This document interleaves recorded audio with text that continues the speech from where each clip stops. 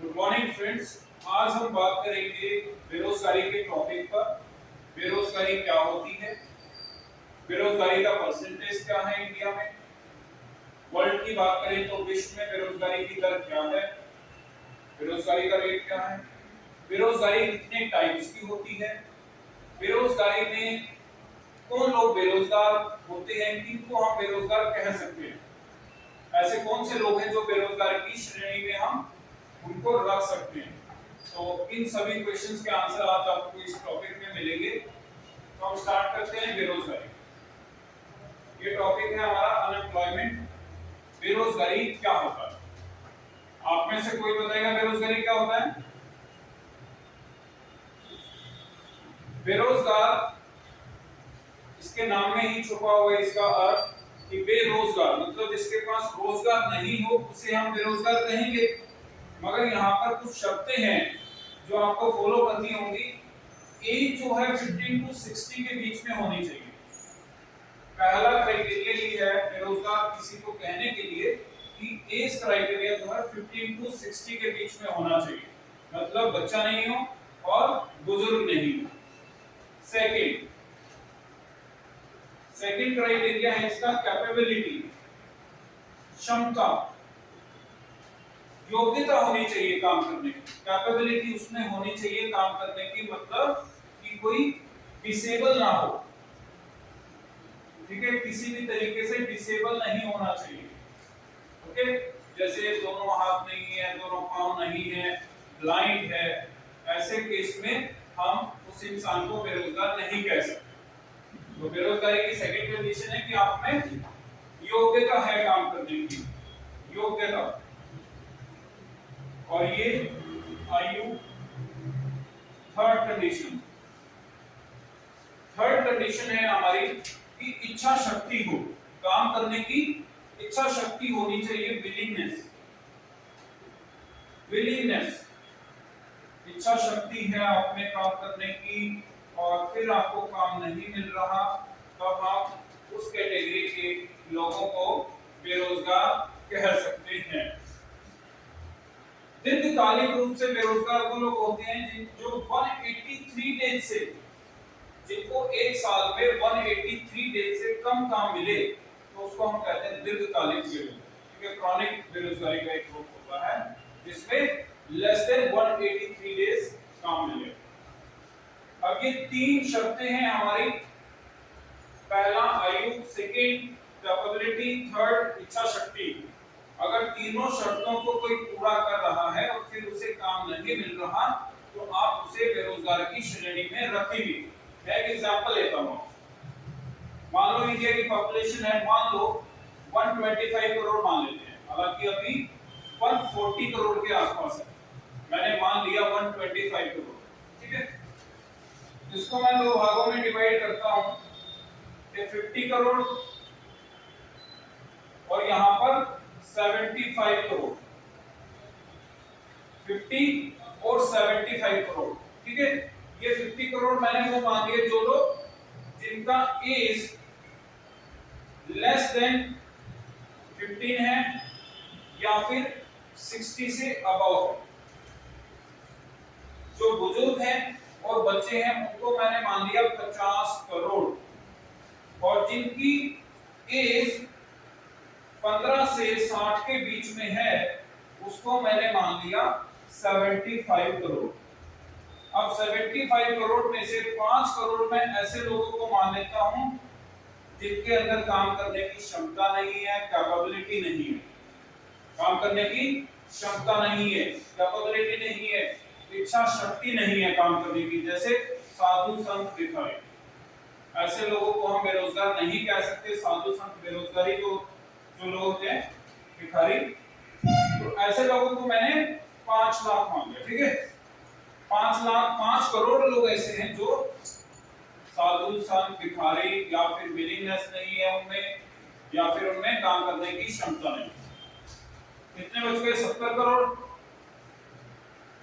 70 करोड़ में से मोटा मोटा मान लेता हूं 35 करोड़ को काम मिला हुआ है और 35 करोड़ यहां पर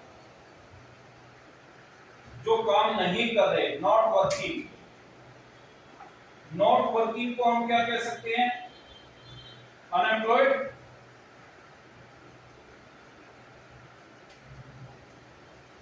और जिनको काम मिला हुआ है उसको हम क्या कहेंगे?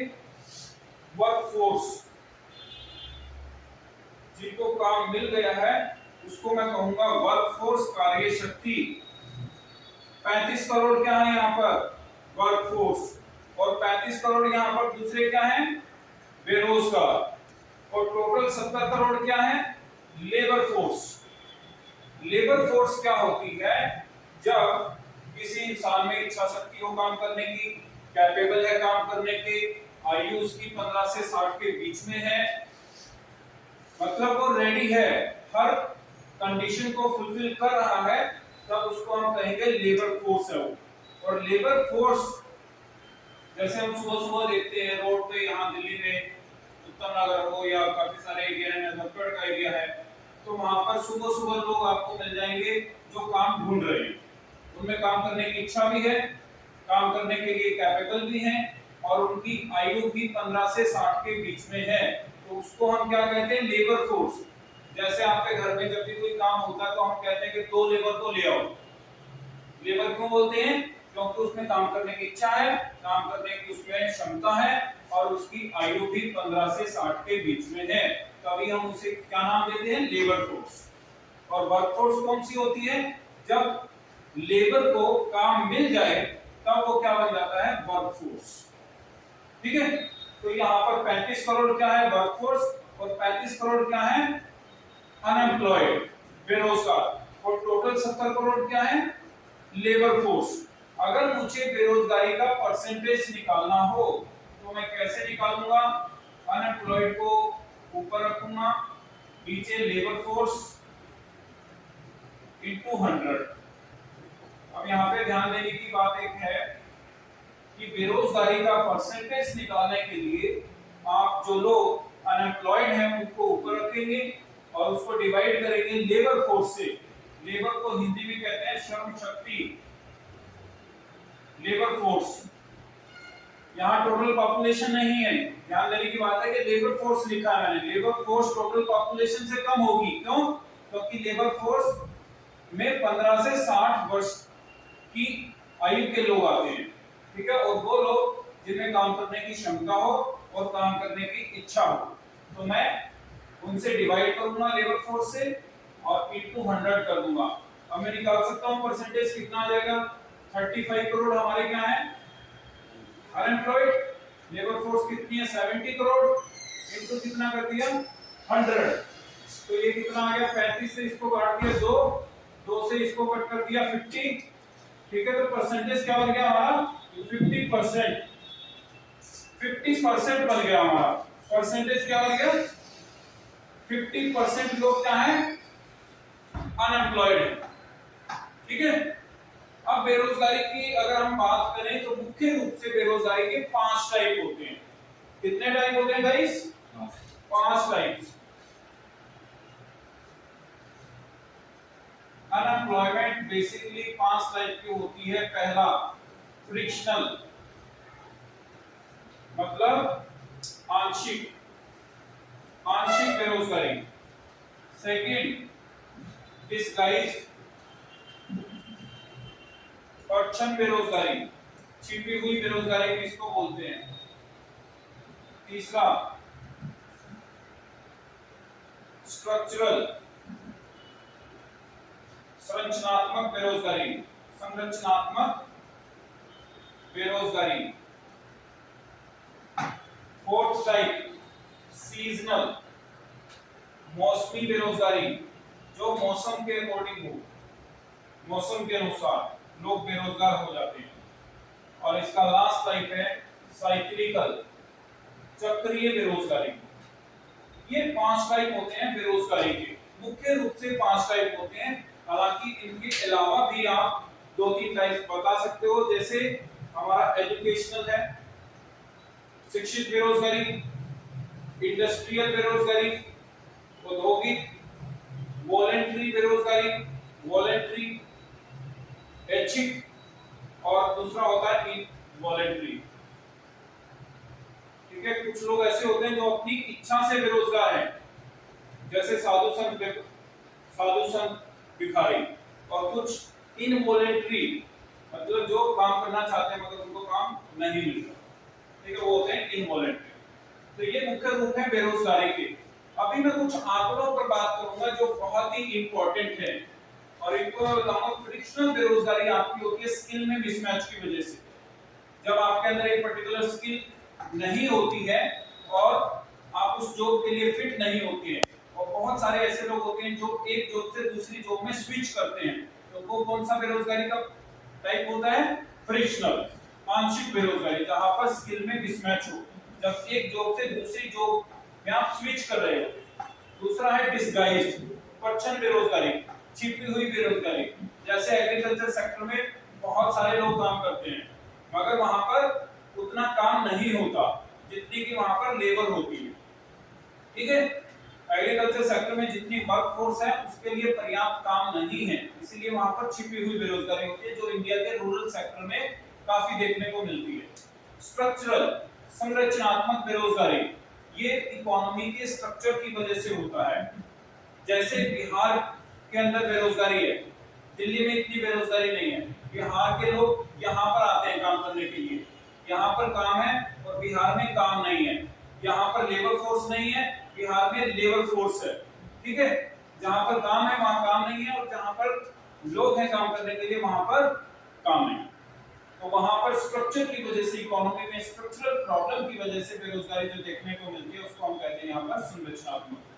सीजनल बेरोजगारी मौसम पर आधारित होती है।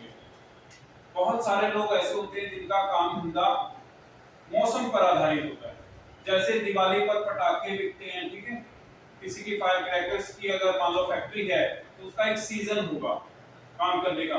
जैसे बाग होता है, किसी भी चीज का, फ्रूट्स का बाग होता है, जैसे मान लो अमरूद का बाग है या फिर अंगूर का है, ग्रेप्स का है, तो वो एक पर्टिकुलर मौसम होता है जब उसके पास रोजगार रहेगा और उसके बाद वो रोजगार उस पर नहीं होगा, ठीक है। सीजनल, सीजन पर आधारित होते हैं बहुत सारे काम। साइक्लिकल, चक्रीय बेरोजगारी, इकोनॉमी के अंदर जब बूम होता है, तेजी का दौर जब इकोनॉमी में होता है, इकोनॉमी अच्छी चल रही होती है, ग्रोथ कर रही होती है, तब रोजगार ज्यादा होता है। क्यों? वहां पर डिमांड ज्यादा होती है, वहां पर लोगों की डिमांड ज्यादा होगी। जब लोगों की डिमांड ज्यादा होगी तो ज्यादा लोगों को रोजगार मिलेगा। इकोनॉमी में जब मंदी का दौर होगा तो कम रोजगार होगा, ठीक है। जैसे 2007 में रिसेशन आया था तो वहां पर बेरोजगारी का परसेंटेज बढ़ गया था। कीन्स, आपने सुना होगा, एक अर्थशास्त्री हैं कीन्स, उन्होंने एक बुक लिखी थी the general theory of employment, interest and money. उस बुक में उन्होंने पूरा विश्लेषण किया हुआ है कि बेरोजगारी क्यों होती है, बेरोजगारी किस तरीके से पनपती है, बेरोजगारी की सिचुएशन को कैसे हम कंट्रोल कर सकते हैं।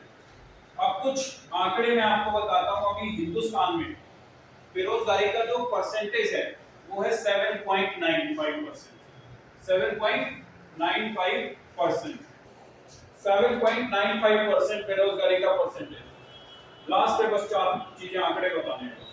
वर्ल्ड का अगर परसेंटेज की अगर हम बात करें तो पूरे विश्व के अंदर जो बेरोजगारी का परसेंटेज है वो है हमारा 5.8%। सबसे ज्यादा बेरोजगारी कौन से देश में है? तो साउथ अफ्रीका में सबसे ज्यादा बेरोजगारी है 29%। सेकंड नंबर पर है डजीबुटी, ये भी कंट्री का नाम है जहां पर बेरोजगारी का परसेंटेज लगभग 26% है। बेरोजगारी से संबंधित हमारी स्कीम्स कौन सी हैं? एमजी नरेगा, सक्षम योजना, national rural employment programme, Jawahar Rozgar Yojana, ठीक है, ऐसे करके काफी सारी योजनाएं। TRYSEM, TRYSEM, training for rural youth and employment programme. और सबसे ज्यादा इंडिया के अंदर बेरोजगारी कहां पर है? हरियाणा में। हरियाणा, त्रिपुरा, बिहार, झारखंड, इन स्टेट के अंदर सबसे ज्यादा बेरोजगारी मिलती है। और दिल्ली के अंदर अगर यूटी की बात करें तो दिल्ली में सबसे ज्यादा बेरोजगारी है। यूनियन टेरिटरी की अगर हम बात करेंगे सबसे कम बेरोजगारी कौन से देश में है? उसका नाम है आइसलैंड, नीदरलैंड, न्यूजीलैंड और स्विट्जरलैंड। आइसलैंड, नीदरलैंड, न्यूजीलैंड और स्विट्जरलैंड ये वो कंट्री हैं जहां पर बेरोजगारी का प्रतिशत सबसे कम है, मतलब बहुत कम लोग बेरोजगार मिलेंगे आपको। और अभी एक योजना आई थी पीएम कौशल विकास योजना, उसको भी हम पढ़ेंगे। और जो Mahatma Gandhi national rural employment guarantee act योजना है 2009 में जो आई थी 2 अक्टूबर को, ये हमारे लिए बहुत इंपॉर्टेंट है, जिसमें 100 डेज का गारंटी रोजगार मिलता है। ठीक है, 100 डेज की गारंटी होती है रोजगार की। अनस्किल्ड वर्क मिलेगा इसमें, ऐसा नहीं है आपको डॉक्टर बना देंगे, इसमें अनस्किल्ड वर्क मिलेगा, जिसके पास कोई भी काम नहीं है तो उससे कुछ काम करवाया जाएगा और जिसके रिस्पेक्ट में उसको बेसिक पे मिलेगी। और इंडिया के अंदर सबसे ज्यादा रोजगार जो लोग काम कर रहे हैं, जो अपना लाइवलीहुड कमाते हैं, वो एग्रीकल्चर सेक्टर से है। और सेकंड हाईएस्ट है हमारा टेक्सटाइल क्षेत्र, कपड़ा उद्योग जो है उसमें सेकंड हाईएस्ट नंबर ऑफ लोग जो है वर्क करते हैं। ठीक है, ये था हमारा बेरोजगारी का आज का पूरा टॉपिक, और मैं उम्मीद करता हूँ आपको ये सब समझ में आया होगा। कोई भी डाउट है तो कमेंट सेक्शन में पूछिए। Thank you so much, wish you all the best.